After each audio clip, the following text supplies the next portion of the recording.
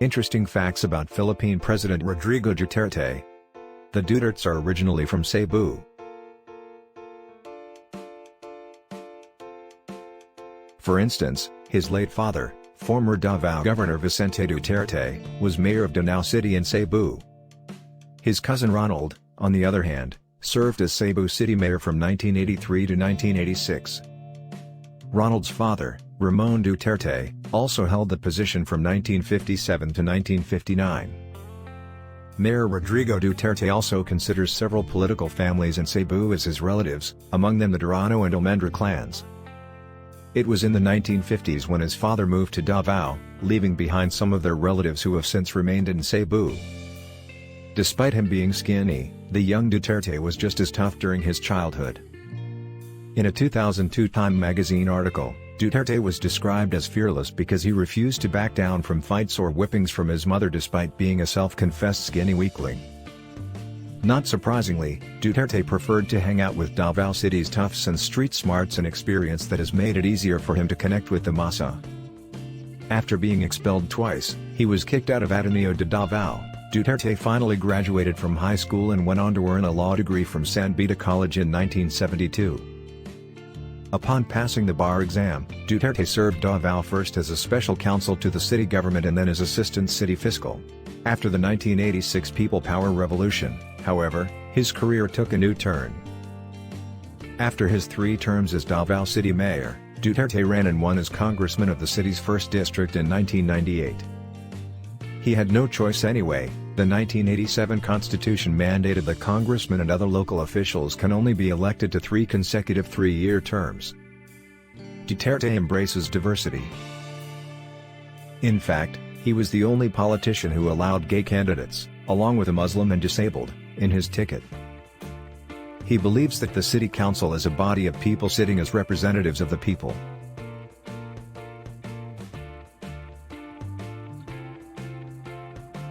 While the needs of indigenous groups are often neglected in several parts of the country, the same cannot be said for Davao City. As a matter of fact, Duterte was among the first politicians who appointed deputy mayors to represent the Muslim and Lumad people in the city government. He believes that these tribal leaders are in a better position to tackle particular issues and problems of priority and special concern to native tribal and Muslim constituent groups of the city. Riding a Harvey big bike, Mayor Duterte would usually drive around Davao City twice a week to ensure things are well taken care of. During these night patrols, he would usually check the precinct houses to make sure the cops were not sleeping and to see who's in the holding cells and why. Although he has long been linked to the infamous DDS, Davao Death Squad, Duterte doesn't believe death is the only option to fight illegal drugs. In 2003, for instance, he encouraged people involved in drugs to surrender in exchange for cash and a little livelihood.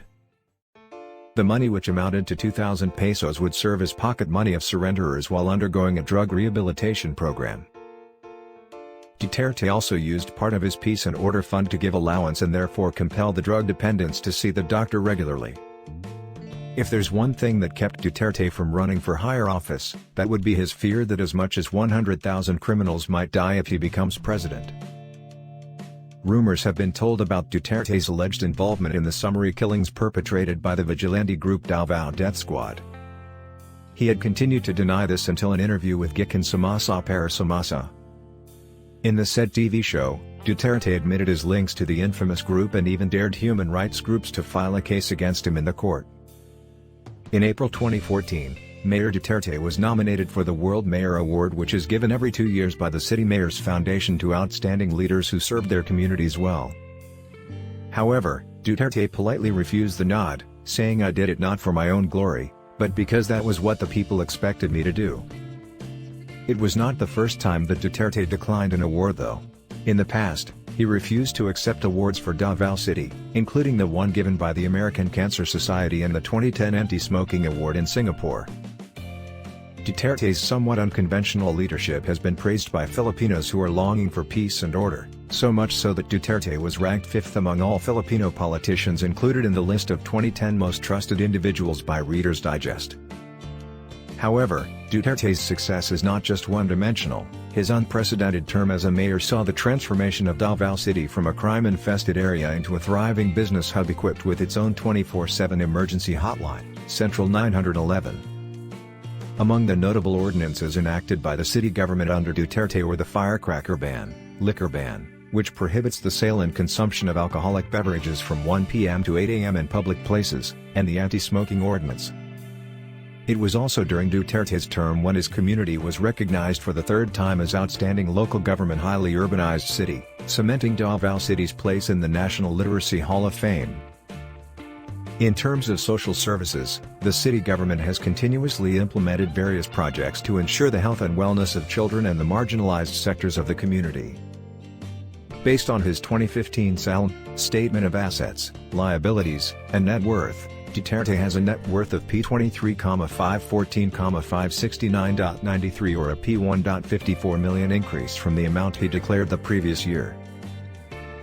While allegations that Duterte owns more bank accounts containing millions of pesos have yet to be disproven, data show that his SALN has experienced a phenomenal growth rate over the last 19 years. According to Malu Mangas of the Philippine Center for Investigative Journalism, PCIJ, Duterte's latest SALN is a far cry from the P897,792 he owned in 1997. It also translates to a staggering 132.6% average growth rate every year. Part of Duterte's latest net worth is the P14,839,69.93 cash on hand/in bank.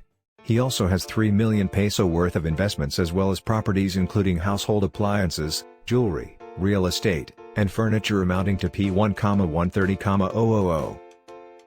Despite all the criticism, he remains to have a high rating, so maybe he is doing the right thing for the many. Thanks for watching. Please like and subscribe.